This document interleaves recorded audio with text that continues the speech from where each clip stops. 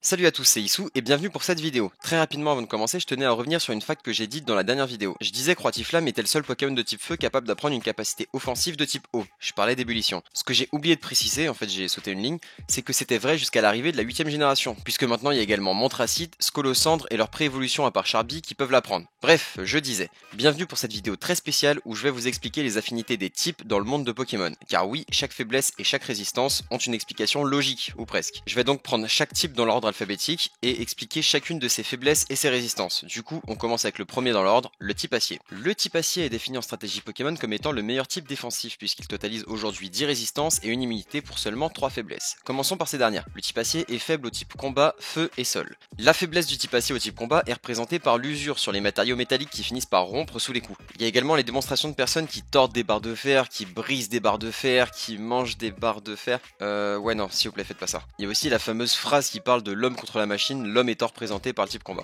Une autre faiblesse du type acier est le type feu, c'est dû au fait que l'acier est un très bon conducteur de chaleur. Vous pouvez l'observer quand vous touchez un objet métallique qui est resté trop longtemps au soleil et que ça vous brûle sa mère. De plus, pour travailler l'acier et le rendre plus modelable, celui-ci est soumis à de fortes températures, aux alentours des 1500 degrés la plupart du temps. À ce moment-là, le métal n'est plus du tout solide. On peut le constater notamment dans les forges où le métal en fusion est travaillé pour prendre certaines formes. La température élevée pour le rendre modelable est représentée par le type feu et le forgeron qui martèle le fer est représenté par le type combat. La dernière faiblesse du type acier est le type sol, en référence au séisme notamment, qui sont capables d'ébranler les constructions les plus robustes, souvent constituées d'acier, comme par exemple le béton armé. En contrepartie, le type acier est résistant au type acier, dragon, fée, glace, insecte, plante, psy, roche et vol. Bon, je vais passer très vite sur cette partie puisque les raisons des résistances du type acier, c'est bien souvent parce que ça fait rien à de l'acier, et on s'attardera exceptionnellement sur les types contre lesquels le type acier n'est pas résistant. Il est résistant à lui-même parce qu'il n'y a que l'acier qui soit aussi résistant que l'acier. On pense notamment aux armures de métal et aux boucliers qui étaient utilisés pour se protéger des attaques à l'épée, ou même aux épées qui servaient à contrer d'autres épées. Dans le même thème, on a la résistance au type dragon qui s'inspire des contes et des légendes dans lesquels des chevaliers en armure combattent des dragons pour sauver des villages, comme par exemple pas dans Game of Thrones. La résistance au type fée vient des mythes, des légendes et autres folklores dans lesquels les fées seraient vulnérables au fer et perdraient leur pouvoir à son contact. Les objets en fer seraient une sorte de charme protecteur contre les malices des fées. L'acier est aussi résistant au type glace parce que l'acier ça gèle pas, genre s'il gèle votre portail pourra toujours s'ouvrir, à part si vous habitez genre au Canada et qu'il y a plusieurs mètres de neige devant. Mais bon, c'est pas dû au gel et puis bon, personne ne vit au Canada. Il y a aussi la résistance au type insecte parce que je vois pas ce qu'un insecte peut faire contre du métal, genre ils peuvent pas creuser l'acier. Après il y a la résistance au type normal. Le type normal peut être représenté par l'homme moyen avec un grand H et un petit M. Et une personne lambda qui a pas reçu d'entraînement particulier n'est généralement pas en mesure d'endommager de l'acier. Ensuite, il y a le type plante qui est résisté par le type acier parce que les plantes ne peuvent pas pousser au travers et ne peuvent donc pas le pénétrer. Le type acier résiste également au type psy qui représente l'esprit et les facultés intellectuelles qui ne sont pas suffisants pour tordre le fer, contrairement à ce qu'on peut voir dans la série. Le type roche est lui aussi résisté par le type acier tout simplement parce que l'acier est plus solide que la roche. Après, ça dépend de quel alliage et de quelle roche, mais bon, c'est pas moi qui fixe les règles. Il résiste aussi au type vol qui représente les forces du vent et les animaux volants, notamment les oiseaux. Et bon, je vais pas vous faire un dessin, mais un oiseau ou du vent contre une structure en acier, voilà quoi. Et enfin, le type acier est immunisé au poison, c'est une référence aux métaux dits purs et au poison qui est un peu le contraire de la pureté. De plus, les métaux sont inorganiques, les rendant insensibles à la corruption du poison. Bon, maintenant qu'on a vu les résistances, on va s'attarder sur les quelques types auxquels le type acier ne résiste pas. On va le faire uniquement pour ce type parce que c'est le seul qui a plus de résistance que de neutralité. Il y a la neutralité au type eau qui est inspirée des sous-marins ou de la coque métallique des bateaux qui sont pensés pour être imperméables et résistent à l'eau. On peut quand même souligner que l'eau a une action érosive sur les métaux, on peut l'observer avec la rouille, donc le type eau aurait très bien pu être une des faiblesses du type acier. Il est aussi neutre au type électrique parce que l'acier est un très bon conducteur et que le courant électrique le traverse facilement. Il est neutre au type spectre puisque les fantômes passent à travers le métal. À noter qu'avant la 6ème génération, il y résistait aussi, mais je vois pas trop pourquoi. C'est peut-être une référence au piège à fantômes de Ghostbusters, je sais pas. Et enfin la neutralité au type ténèbres. Avant la 6ème génération, il résistait certainement en référence aux barreaux des prisons qui retiennent les criminels, symbolisés par le type ténèbres. Cependant, depuis la 6ème génération, c'est plus le cas, faisant écho à ces mêmes criminels et autres bandits capables même de pénétrer les structures les plus sécurisées. Après le type acier, on a le type combat. Vous en faites pas, tous les types seront pas aussi longs à expliquer, on vient de faire le pire. Donc le type combat symbolise grossièrement les combattants, les experts en arts martiaux, ceux qui ont atteint la perfection de l'art du combat. Ce type est faible contre 3 types et résiste à 3 autres. Il est sensible au type fée, psy et vol. Le type fée parce que la magie des créatures magiques que représente le type fée bat un combattant qui n'utilise que ses points. C'est un peu déloyal mais c'est comme ça.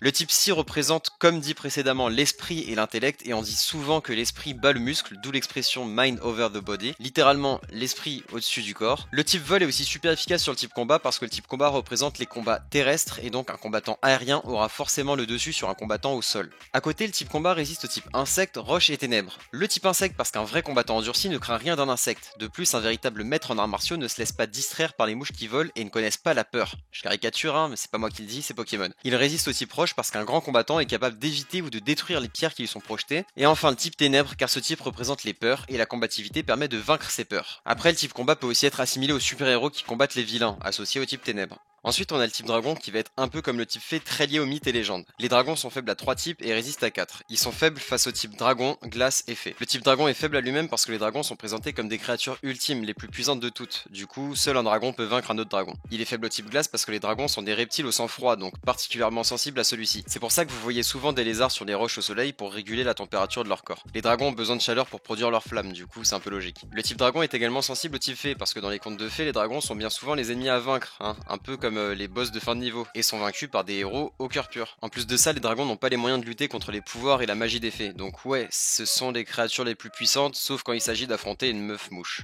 Les types dragons résistent au type élémentaire, à savoir le type eau, le type électrique, le type feu et le type plante. Le type dragon est résistant au type eau parce que les dragons aquatiques sont fréquents dans les légendes. En plus, toujours dans ces mêmes légendes, l'eau est souvent insuffisante pour éteindre les feux des dragons. Le type électrique est aussi résisté parce que les dragons sont souvent associés à la foudre et que comme pour les dragons marins, les dragons électriques sont souvent évoqués. Les dragons sont également peu sensibles au feu, en même temps ils crachent du feu et sont habitués à des températures extrêmes, donc ce serait un peu con qu'ils soient faibles à quelque chose qui fait partie d'eux. Et enfin, le type dragon résiste au type plante parce que la végétation ne peut rien contre les flammes de ces créatures, demandez à la forêt amazonienne. Passons au type eau, un type très solide défensivement qui cumule 2 faiblesses pour 4 résistances. Il est faible au type plante et électrique. L'eau est faible à la plante parce que les plantes utilisent l'eau pour se développer. Je pense que je vous apprends rien, c'est même pour ça qu'il faut les arroser sinon elles meurent. Et le type eau est faible au type électrique parce que la capacité de résistance à l'électricité des corps diminue lorsqu'ils sont mouillés. A noter quand même que l'eau pure ou distillée est très peu conductrice, donc c'est la présence de minéraux qui la rend conductrice. Et oui, on apprend vraiment un tas de choses, y a pas de raison qu'on apprenne que des trucs sur Pokémon. Les résistances du type eau sont l'acier, l'eau, le feu et la glace. Le type acier parce que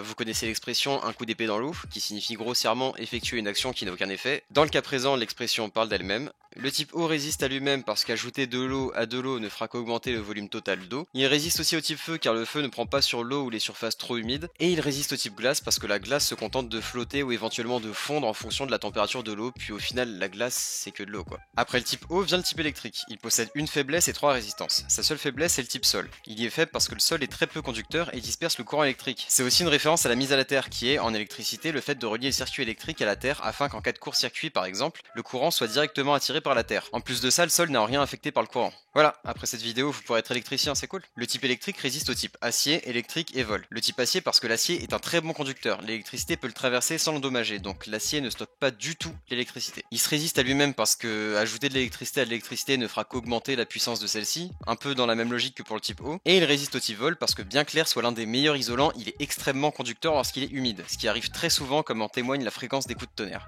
Le type fée, il est faible à 2 types, résiste à 3 et est immunisé à un type. Il est faible au type acier et poison. Pour le type acier, comme évoqué plus tôt, dans les folklores, certains métaux tels que l'or et l'argent sont le point faible de certaines créatures fantastiques. Exemple, les balles en argent pour les loups-garous. De plus, d'après certaines légendes, le fer est toxique ou peut avoir des effets très négatifs pour les fées, voire peut inhiber leur pouvoir. Le type fée est aussi faible au poison parce que les fées représentent la pureté et les esprits de la nature, bien souvent assimilés à de faibles constitutions. Et le poison, l'impureté qui corrompt, qui transmet la maladie. Dans beaucoup d'histoires, les créatures magiques sont affectées par la pollution des hommes. En plus de ça, les fées sont très liées à la nature et le poison est ce qui la détruit. Bref, il y a plein de moyens de justifier ça. Le type fée est immunisé au type dragon et résiste au type combat, insecte et ténèbres. Il est immunisé au type dragon parce que ce sont deux créatures fantastiques, mais la magie des dragons est de loin inférieure à celle des fées, donc les dragons ne peuvent pas les atteindre. Et c'est aussi certainement pour nerf un bon coup le type dragon qui était jusqu'à présent trop puissant. Le type fée résiste au type combat parce qu'un combattant utilisant son corps comme arme sera peu efficace contre un ennemi doté de pouvoirs magiques. Il résiste aussi au type insecte parce qu'ils sont semblables, avec des tailles et des ailes similaires. Ouais, grossièrement une fée c'est une grosse mouche mais avec des pouvoirs magiques, du coup ça rejoint un peu la logique de la résistance au type combat quoi. C'est sensiblement le même type de combattant mais avec des pouvoirs magiques. Et le type ténèbres est résisté en référence au mythe du bien qui triomphe toujours du mal, la lumière contre les ténèbres, les américains contre les russes, etc. etc.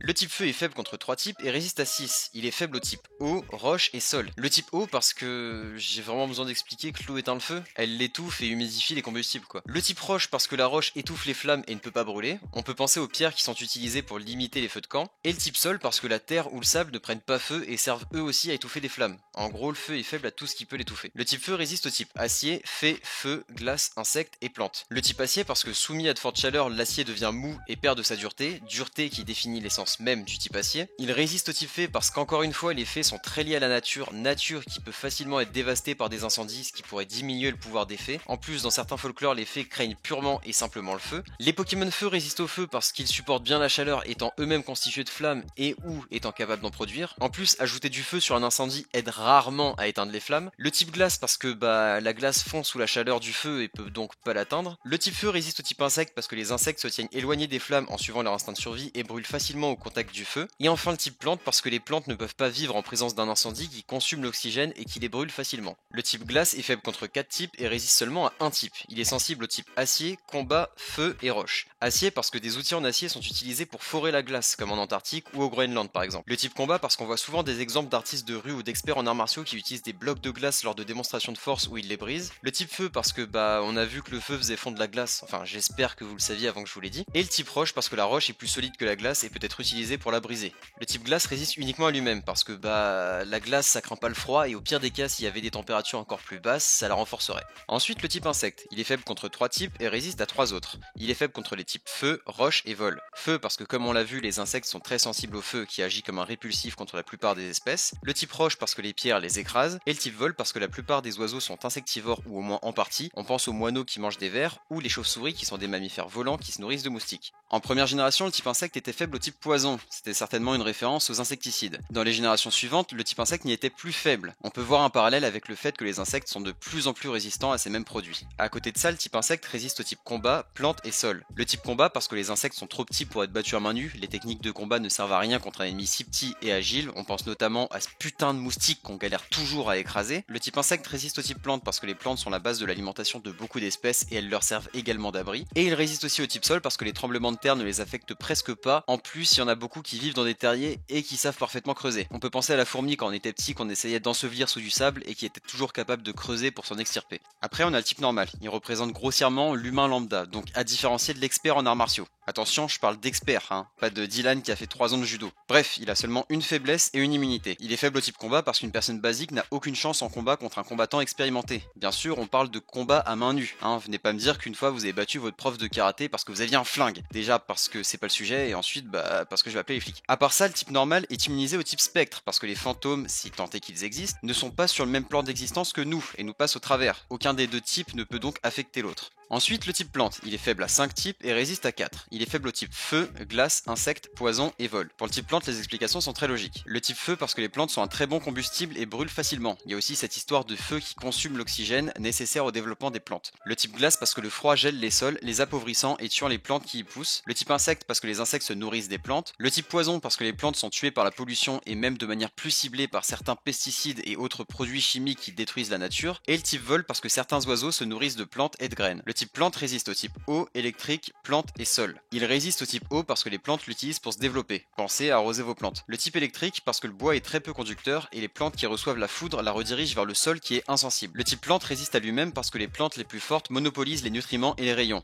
Donc les plantes les plus faibles ne sont pas en danger. Il résiste aussi au type sol parce que comme pour le type eau, les plantes se nourrissent des minéraux présents dans la terre. Comme on dit généralement, une plante a besoin d'eau, de terre et de lumière pour se développer. Donc s'il y avait un type lumière, le type plante y résisterait aussi certainement. Passons au type poison. Il possède 2 faiblesses pour 5 résistances quand même. Il est faible au type sol et psy. Sol parce que la terre ou le sable absorbe les toxines, et étant inorganiques, ces matières ne peuvent pas être affectées par le poison. On peut aussi penser aux déchets chimiques qui ont souvent été cachés sous terre et qui détruisent la nature, mais pas le sol à proprement parler. Il est également faible au type psy, en référence aux scientifiques représentés par le type psy qui combattent les maladies et les maux, représentés par le type poison, en trouvant des antidotes qui détruisent le poison. Le type poison résiste au type combat, fée, insecte, plante et poison. Il résiste au type combat parce que de façon littérale, frapper une flaque de poison est très peu utile, et de manière plus poussée, un combattant malade ne peut pas se battre au maximum de ses capacités. Il résiste aussi au type fée parce que, comme je l'ai déjà dit plusieurs fois dans cette vidéo, les fées sont très liées à la nature, et la pollution de cette nature, représentée par le type poison, leur fait perdre leur force. De plus, l'impureté du poison corrompt la pureté des fées. Le type insecte est peu efficace contre le type poison parce qu'ils sont impuissants, et sont même très sensibles aux insecticides et autres pesticides. Le type poison résiste au type plante car la végétation est gravement affectée par la pollution humaine, ainsi que par les pesticides et les herbicides. Et enfin, il se résiste à lui-même parce que